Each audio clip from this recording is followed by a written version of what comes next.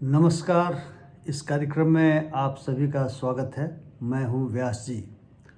मित्रों, ठंड का मौसम चल रहा है। वैसे तो डॉक्टरों का कहना होता है कि ठंड का मौसम पिंक ऑफ द हेल्थ के लिए जाना जाता है, लेकिन अगर देखा जाए तो यह कुछ लोगों के लिए हज़ार्ड भी साबित होता है। और अगर हज़ार्ड के जोखिमों को ध्यान में रखते हुए यदि उसे कम करने का प्रयास न किया जाए तो कुछ लोगों के लिए आपदा भी बन जाता है। आज हम लोग इसी ठंड जैसी आपदा से बचने के उपायों के बारे में चर्चा करेंगे। आप देख रहे हैं कि पूरे उत्तर भारत में कड़ाके की ठंड पड़ रही है। बिहार के कई ज़िलों में कोल्ड डे की स्थिति है। देश के अन्य भागों में भी लगभग यही स्थिति है। शीतलहरी भी चल रही है और कोहरे के कारण भी कई जगहों पर जनजीवन अस्त व्यस्त चल रहा है। ये स्थिति केवल इसी वर्ष नहीं है, ये स्थिति अन्य सालों में भी आती रही है और प्रायः देखा जाता रहा है कि जनवरी तक इस तरह की ठंड रहती है या कई जगह मकर संक्रांति तक भीषण ठंड रहती है। इसके बाद धीरे धीरे कम होने लगती है। लेकिन मौसम में जो बदलाव हो रहा है, जिसको हम क्लाइमेट चेंज कहते हैं, उसके कारण एक्सट्रीम कोल्ड और एक्सट्रीम हीट की भी परिस्थितियां बन रही हैं। और हम देख रहे हैं कई वर्षों से, अगर आंकड़ों को देखा जाए तो एक्सट्रीम वेदर की सिचुएशन यह है कि आज की तारीख में जब हम और आप ठंड के वजह से काँप रहे हैं, गलन लग रही है, कनकनी लग रही है, वहीं यूरोप में जहाँ बहुत ठंड पड़ती है, जून जैसी स्थिति की भी बात अखबारों के माध्यम से की जा रही है। तो जैसा मैंने कहा कि ठंड भले ही कुछ चिकित्सकों की नज़र में पिंक ऑफ द हेल्थ के लिए जाना जाता है, कुछ लोगों के लिए हज़ार्ड भी है। और हम इस हज़ार्ड को देख रहे हैं कि अगर इस हज़ार्ड के, जैसा मैंने कहा, जोखिमों को नियंत्रित नहीं किया गया और ये हमारे अपने हाथ में है और हमने उस पर ध्यान नहीं दिया, तो कई बार ये ठंड जानलेवा भी साबित होती जा रही है। अगर अस्पतालों में आप जाएंगे तो पाएंगे कि उम्रदराज व्यक्ति, बीपी के मरीज़, हृदय रोग के मरीज़ इस ठंड के मौसम में भयानक ठंड न झेल सकने के कारण या किसी दूसरी वजह से भी वे ब्रेन हैमरेज का भी शिकार हो रहे हैं। और ब्रेन हैमरेज के काफ़ी केसेज आपको अस्पतालों के इमरजेंसी में मिल जाएंगे। आईसीयू में लोगों को भर्ती करना पड़ रहा है और कई उनमें से दुर्भाग्यवश दुनिया से भी कूच करते चले जा रहे हैं। इसलिए ये ठंड का मौसम हमें इस बात की याद दिलाता है कि हमें बहुत सारी सावधानियां लेनी होंगी। यहाँ तक कि अगर कोहरा है और आप एक्सप्रेस वे पे, आजकल बहुत सारी सड़कें ऐसी हैं, तेज़ रफ्तार से गाड़ी चला रहे हैं, तो इस कोहरे के कहर में एक्सीडेंट हो रहे हैं। और एक्सीडेंट तो निश्चित तौर से ख़तरनाक है, जान चली जा रही है। काफ़ी लोग मरते हैं एक्सीडेंट्स में, आप जानते हैं, सड़क दुर्घटनाओं में, और बहुत सारे लोगों का अंग भंग भी हो जाता है। इसलिए मित्रों, अगर हम कुछ सलाह सोचें, कुछ एडवाइजरी सोचें कि क्या करने से हम इस ठंड के कहर से अपने को बचा सकते हैं, उसके जोखिमों से कम कर सकते हैं, तो शायद ये हज़ार्ड हमारे लिए, आपके लिए आपदा नहीं बनेगा। और आपदा तो बहुत ही ख़तरनाक हो जाता है। आपदा का नियंत्रण हमें करने की आवश्यकता होती है, आपदा का प्रबंधन। तो जो आपदा प्रबंधन के विशेषज्ञ हैं वो कुछ उपाय बताते हैं जो मैं आपके साथ साझा कर रहा हूँ। मुझे आशा है कि आप इस पर ध्यान देंगे। पहली बात तो ये है कि प्रायः देखना चाहिए, ये समझना चाहिए कि यदि भीषण ठंड पड़ रही हो, काफ़ी टेम्परेचर नीचे चला गया हो, तो उस समय हम अपने घरों में ही बंद रहें। अगर बहुत ज़रूरी नहीं हो तो घर के बाहर नहीं निकलें। लेकिन आमतौर से तो ऐसा हो नहीं सकता कि सभी लोग घर में ही हमेशा के लिए बंद रहें। तो अगर घर से निकलना ज़रूरी हो तो ज़रूर निकलें, लेकिन अपने पूरे बदन को, और यहाँ तक कि देखिए कान को भी, मैंने कान ढके हुए हैं, घर में बैठा हुआ हूँ बावजूद इसके, क्योंकि ठंड बहुत ज़्यादा है, तो उसे पूरी तरह से ढक करके, उन्हीं कपड़े से ढक करके आप ज़रूर बाहर निकलें। खास करके जो उम्रदराज लोग हैं, बीपी के मरीज़ हैं, हृदय रोगी हैं, उन्हें तो अपने सीने को ज़्यादा ढकने की आवश्यकता होती है, क्योंकि ऐसा नहीं हो कि ठंड के वजह से आपका बीपी अचानक शूट कर जाए और आपको कहीं ना कहीं ब्रेन हैमरेज जैसी शिकायत हो जाए और वो फैटल भी बन जा सकता है।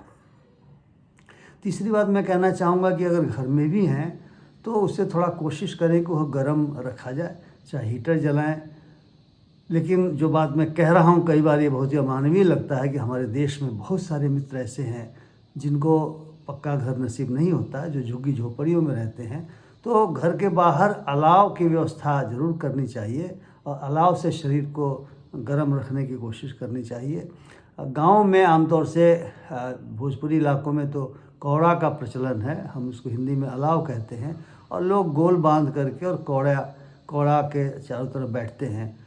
कश्मीर में तो अंगीठी ले करके लोग बैठते हैं, लेकिन अंगीठी को घर के अंदर अगर जलाना हो तो कोयला नहीं होना चाहिए, क्योंकि कोयले की अंगीठी कतई घर के अंदर नहीं जलाएं। खास करके सोते समय तो बिल्कुल नहीं जलाएं, क्योंकि उससे ऐसी गैसें निकलती हैं जो हमें पता भी नहीं चलता और वो हमारे श्वसन तंत्र को प्रभावित करती हैं और कई बार मौत भी हो जाती है। तो घर को गर्म रखना चाहिए।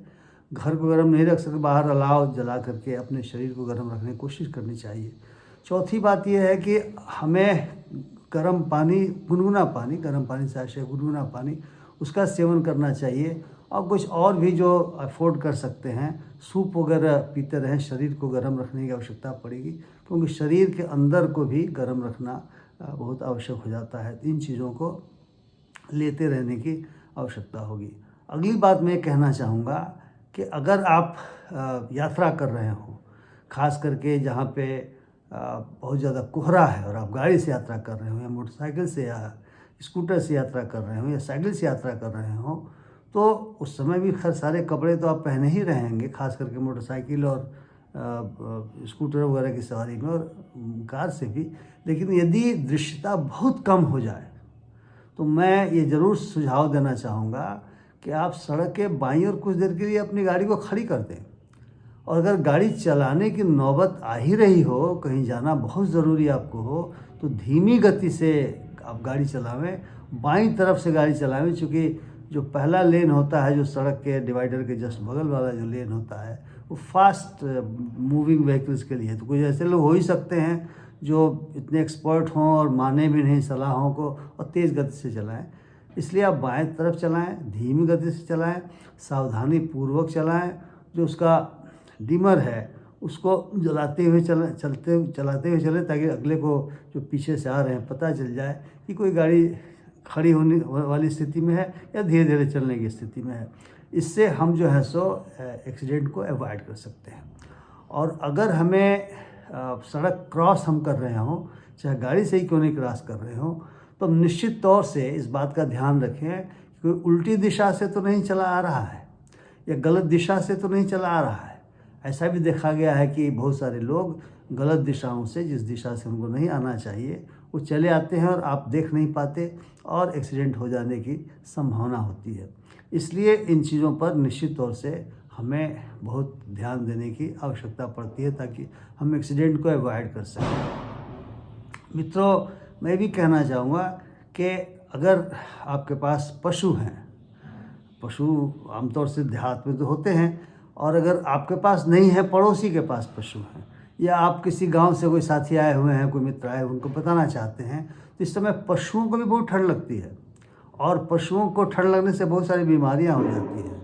तो जहाँ पे पशु बांधे जाते हैं, जिनको गोहाल कहा जाता है, वहाँ पर हम उनके गोहाल को गर्म करने के लिए कोने में कुछ जला करके ऐसा रख दें जिससे आग लगने की संभावना नहीं हो, लेकिन उसे धुआं हो, उससे थोड़ी उष्मा उनको मिल सके। और उनके शरीर पर भी, खास करके गांव में लोग बोरे का जो चट जिसको हम कहते हैं, उसे पशु को ओढ़ा के रखते हैं। तो पशु को भी उस ठंड से बचाने के लिए हमें बोरे इत्यादि को ओढ़ा कर रखना चाहिए। गोहाल जहाँ उनको बांधा जाता है उसे हमें गर्म करना चाहिए। अगली बात मैं कहना चाहूँगा कि बहुत सारे होमलेस लोग होते हैं जिनके पास घर नहीं होता और वे यात्री होते हैं, पैदल यात्रा कर रहे हैं, ऐसे होते हैं। झुग्गी झोपड़ी में रहने वाले लोग होते हैं, उनको बड़ी परेशानियां होती हैं। तो कई राज्यों में सरकार की ओर से अलाव जलाने की भी व्यवस्था होती है, और स्वयंसेवी संस्थान, सरकार मिलकर कई जगह कंबल का भी वितरण करते पाए जाते हैं, अखबारों में आप पढ़ते होंगे। तो ऐसे लोगों को बताना चाहिए, या ऐसे लोग जो बांटते हैं उनको भी कहना चाहिए कि कहाँ पे ऐसे ज़रूरतमंद लोग हैं, ताकि उन ज़रूरतमंदों तक यह कंबल और ये अलाव की सुविधा पहुंच सके।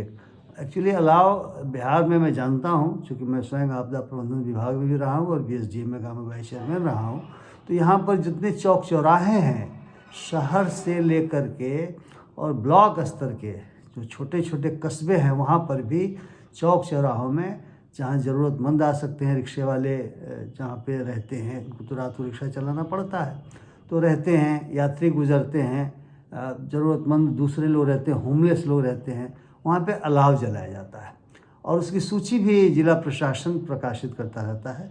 तो मैं समझता हूँ कि अगर हम थोड़े पढ़े लिखे लोग हैं तो सामाजिक उत्तरदायित्व के निर्वहन में हमें लोगों तक ये बात पहुँचानी चाहिए कि अलाव इन जगहों पर जल रहा होगा, अगर आपके घर के करीब हो तो आप अलाव का लाभ उठा सकते हैं। और कई जगहों पे यदि मान लिया जाए कि नहीं जल रहा हो, आवश्यकता है, ज़रूरतमंद लोग ज़्यादा हैं, तो प्रशासन को बताना चाहिए कि आप यहाँ पर अलाव की व्यवस्था करा दें। तो ये कुछ चंद बातें हैं, ऐसा नहीं कि मैंने सारे सलाह दे दी कि सब कुछ करने पर ठंड नहीं लगेगी, लेकिन ये एग्जॉस्टिव लिस्ट नहीं है, ये उदाहरण स्वरूप है। लेकिन जो ही आपको लगे ठंड महसूस हो रही हो तो ख़तरा न लें, कृपया तुरंत अस्पतालों में रश कर जाएं, या अगर आपके किसी पड़ोसी को लग रही है तो अस्पताल में रश करा दें, क्योंकि इस समय काफ़ी व्यवस्थाएं अस्पतालों में ऐसे लोगों के लिए की जाती हैं जिनको ठंड लग गई हो, और डॉक्टर रहते हैं, चिकित्सक रहते हैं, उनको इंस्ट्रक्शंस भी प्रशासन की ओर से रहता है। तो इसमें देर नहीं करना चाहिए, देर करने से कठिनाइयाँ हो सकती हैं, इसलिए अस्पताल में चले जाना चाहिए। मुझे आशा है कि आपको ये वीडियो पसंद आया होगा।